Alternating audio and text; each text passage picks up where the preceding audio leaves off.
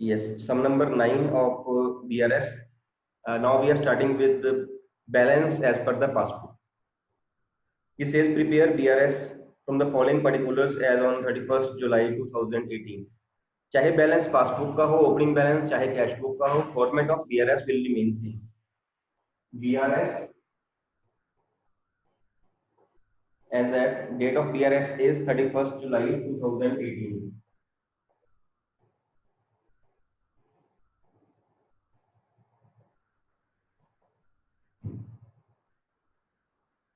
Format is same.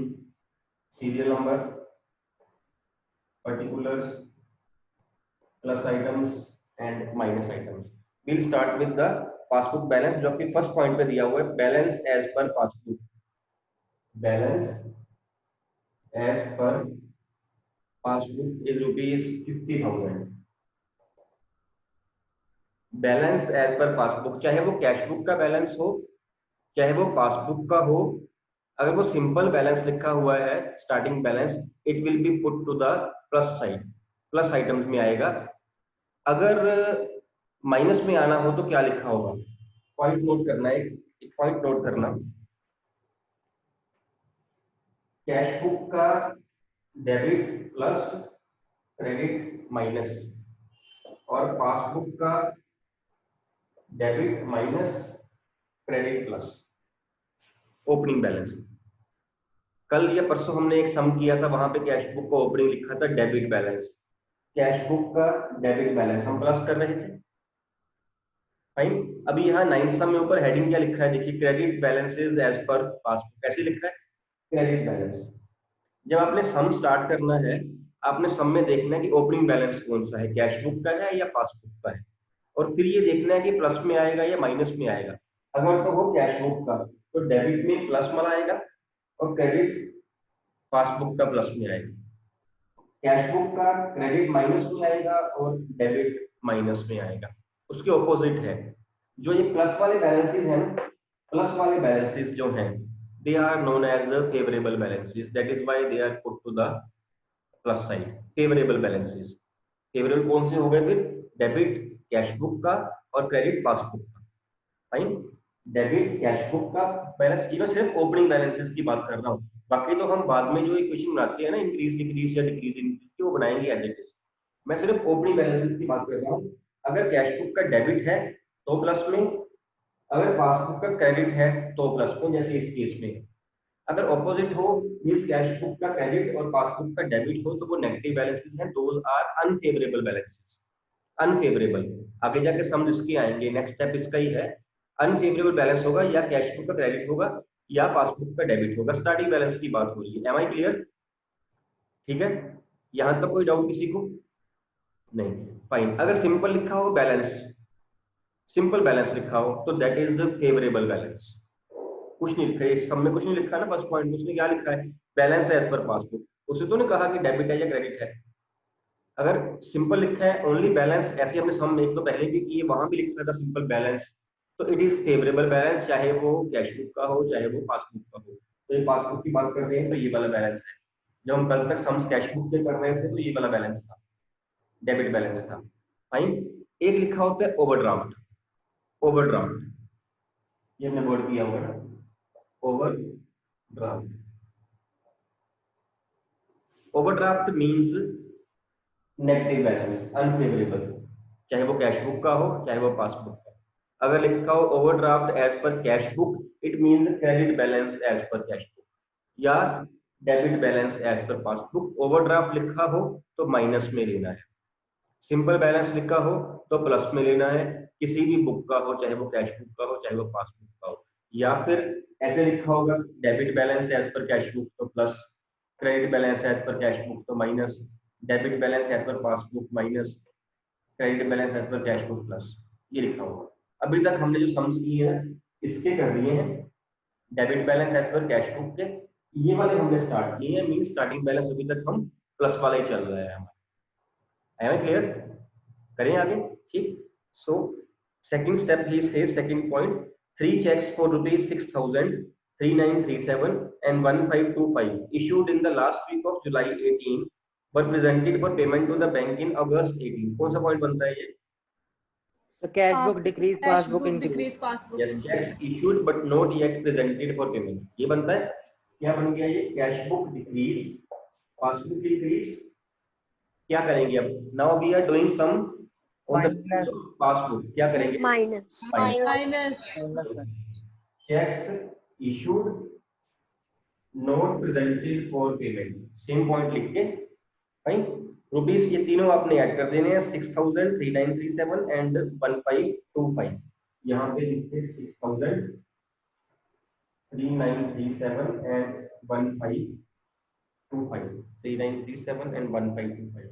चित्र no 10 10 400 11 400 11,462 है sir. 11462 है ना? Yes sir. Fine. Then is point number 3. Two checks of rupees 500 and 650 were sent to bank for collection but not entered in the bank passbook by 31st July 2018. Checks sent to bank for collection, not sent to bank. कौन सी equation बनती है? Cheque deposit increase, Check deposit but not credited. कौन सी बनती है? Increase decrease की बनती है या डिक्रीज इंक्रीज की बनती है? Increase decrease Increase, decrease. Increase. Checks sent to bank for collection. Check deposit in bank बन गई. कैश बुक इंक्रीज हो गई. Have not been entered in the passbook. Passbook decrease है. क्या करेंगे?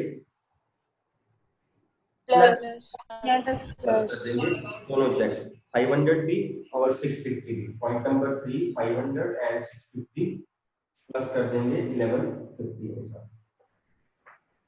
डन. यहाँ पे आपने वो लिखनी है स्टेटमेंट पूरी. Cheque send to bank for collection but not entered in cash book passbook. Then is point number 4. He says the bank charged rupees 460 for its commission and allowed interest of rupees 100 which were not mentioned in the bank column of cash book. See, दो points हैं, एक में दिए हुए हैं. The bank charged rupees 460 for its commission. Bank charged means bank has debited us. जो bank charge कर Passbook decrease. Bank हमसे ले रहा है कुछ, मींस बैंक डेबिट कर रहा है. और जो लिखा है and allowed interest of 100, bank interest allow कर रहा है, इट मीन हमें दे रहा है, हमें क्रेडिट कर रहा है. दो अलग अलग पॉइंट्स हैं, इसको अलग अलग करके हम करेंगे. Bank charge commission, commission charge by, commission charge करने से क्या हुआ? ये वाली क्वेश्चन बन रही है, ये वाली बन Second. सेकंड वाली बन रही है. हमारा बैंक बैलेंस जो है पासबुक के हिसाब से वो कम हो गया. ठीक है, बिकॉज बैंक ने हमारे पैसे माइनस कर दिए. Have not been entered in the cash book yet, तो हमारी कैश बुक ज्यादा है, तो हम क्या करेंगे? यहाँ पे Plus. कर देंगे 460 एंड पॉइंट नंबर 5 बन जाएगा allowed interest, interest allowed by bank. इससे क्या हुआ? इंटरेस्ट अलाउ करने से increase increase The passbook increase, the cash book decrease. अभी कैश बुक में एंटर नहीं किया तो कैश बुक डिक्रीज है. क्या करेंगे? Minus. माइनस करेंगे रुपीज 100. इसके बाद कैश बुक का बैलेंस आ जाएगा. दोनों साइड हम प्लस कर लेंगे. This is 11562 and this is 561 610 51610. इन दोनों को जो माइनस करोगे तो that will be balance as per cash book. कितना आ रहा है? चेक करो. 40,000 एक हो गया और So 40,048. 40,040. डन. समझ आ गया पॉइंट? है सारा कुछ वही. इक्वेशन जो थी वो भी सेम ही है. प्लस माइनस हमने जो है उल्टा किया. वो यहाँ प्लस कर रहे थे, यहाँ माइनस करेंगे. वहां जो माइनस करे यहाँ प्लस करेंगे, बिकॉज हम हमारा चेंज होके कैश बुक से पासबुक पे आ गया. एक ये पॉइंट नोट कर लेना, यहाँ पे ये नोट कर लेना. एक कोई अगर सम अभी तक आया हो, नहीं आया हो तो आ जाएगा, नहीं आया हो तो आ जाएगा. अगर तो यहाँ स्टार्टिंग तो छोड़ो, हमने किया ही नहीं अभी ओवरड्राफ्ट वाला पॉइंट. अभी तक जितने भी सम्स किए ना, सारी प्लस साइड ज्यादा आ रही थी, माइनस साइड छोटी आ रही. ऐसे ही हो रहा था, ऐसे ही हो रहा था ना, चाहे वो कैश बुक का किया, Yes, sir. पासबुक का किया. कोई ऐसा सम आया जहाँ पे नेगेटिव साइड बड़ी आ गई हो, मीन्स हमने बैलेंस को यहाँ लिखा। ऐसा कोई आया सम? अभी तक नहीं, No, sir. आ जाएगा आगे। No. अरे अब आने वाला है, अब आ जाएगा। अगर credit side sorry minus side बड़ी आ जाए, मीन्स बैलेंस यहाँ लिखें, तो वो उसको हम बैलेंस नहीं लिखेंगे, उसको ओवरड्राफ्ट लिखेंगे, क्योंकि हमारा नेगेटिव ज्यादा आ रहा है ना, उसको ओवरड्राफ्ट लिखा जाएगा। अगर आप बैलेंस लिख दोगे तो उसके हाफ मार्क कट जाएगा, बिकॉज वो बैलेंस नहीं है, फेवरेबल नहीं है, वो नेगेटिव साइड ज्यादा है, वो अनफेवरेबल है। Unfavourable balances are overdraft. ठीक है, अगर यहाँ पे ओवरड्राफ्ट आता तो हम लिखते overdraft as per cash book, या ओवरड्राफ्ट लिखते, या फिर कैश बुक का कौन सा बैलेंस लिखते, कैश बुक का कौन सा बैलेंस लिखते, कैश बुक The का bank balance. Credit balance, Credit. Credit balance लिखते हैं। तो ये क्रेडिट बैलेंस इज इसका माइनस वाला जो है, और डेबिट पासबुक का ये होता है ओवरड्राफ्ट। आंसर में याद रखना ओवरड्राफ्ट लिखना है अगर वो माइनस साइड बड़ी आ रही हो। स्टार्टिंग में भी जब आगे हम सम्स करेंगे, स्टार्टिंग में भी अगर ओवरड्राफ्ट है, इसको माइनस में लेके जा रहे हैं, वहां भी ओवरड्राफ्ट लिखना है, तो मार्क्स कटेंगे, इसका भी हाफ मार्क कट जाएगा। बैलेंस सिर्फ आप फेवरेबल के लिए लिख सकते हो, अनफेवरेबल के लिए या तो आप वर्ड यूज करिए ओवरड्राफ्ट, या फिर बैलेंस का नाम बताइए। जैसे पासबुक का था तो डेबिट बैलेंस होता, कैश बुक का था तो क्रेडिट बैलेंस, या डेबिट क्रेडिट बता दीजिए। नहीं बताओगे तो सिंपल बैलेंस जो है वो अज्यूम किया जाएगा फेवरेबल है, और ओवरड्राफ्ट जो है अगर बताया जाएगा तो अज्यूम किया जाएगा। इसलिए यहाँ मार्क्स कटने के चांसेस हैं। हाफ मार्क यहाँ कट सकता है आपका, हाफ मार्क यहाँ भी कट सकता है अगर आप सही नहीं बताओगे। सिंपल बैलेंस फेवरेबल है तो डेबिट लिखने की जरूरत नहीं है, कैश बुक का डेबिट फेवरेबल ही है, ये लिखने की जरूरत नहीं है, फेवरेबल ही है। पासबुक का क्रेडिट सिंपल बैलेंस भी लिखो चलेगा, ओवरड्राफ्ट भी लिखना बहुत जरूरी है, या ओवरड्राफ्ट वर्ड लिखिए या वो डेबिट या क्रेडिट लिखिए। फाइन, ठीक है। सम में तो प्रॉब्लम पूछ लीजिए बेटा, इस सम की प्रॉब्लम कोई है तो पूछ लीजिए प्लीज। डन। इससे आपके सम नंबर 10, 11, 12, 13 ये 4 सम हो जाएंगे। ये पासबुक के बैलेंसेस के ओपनिंग बैलेंसेस फेवरेबल बैलेंसेस के सम्स है, सेम है एक्चुअली में, सारा ही सेम है जो हमने आज किया है, सिर्फ इसका ही चेंज है। पासबुक से कैश बुक को हम गए हैं तो प्लस माइनस हमने उसके हिसाब से की, यहाँ तक सारा कुछ सेम, सिर्फ यहाँ आके जब आपकी ये इक्वेशन बन जाएगी जो प्लस कर रहे थे माइनस कर रहे थे, माइनस कर रहे थे प्लस। ठीक है, कोई पॉइंट तो पूछ लीजिए बेटा। सम 10 to 13 ये जो 4 सम्स हैं इसकी हम कल डाउट्स क्लियर करके आगे हम उसके बाद चलेंगे। ठीक है, कल है आपका अकाउंट्स के पीरियड में, है ना अकाउंट्स के पीरियड का?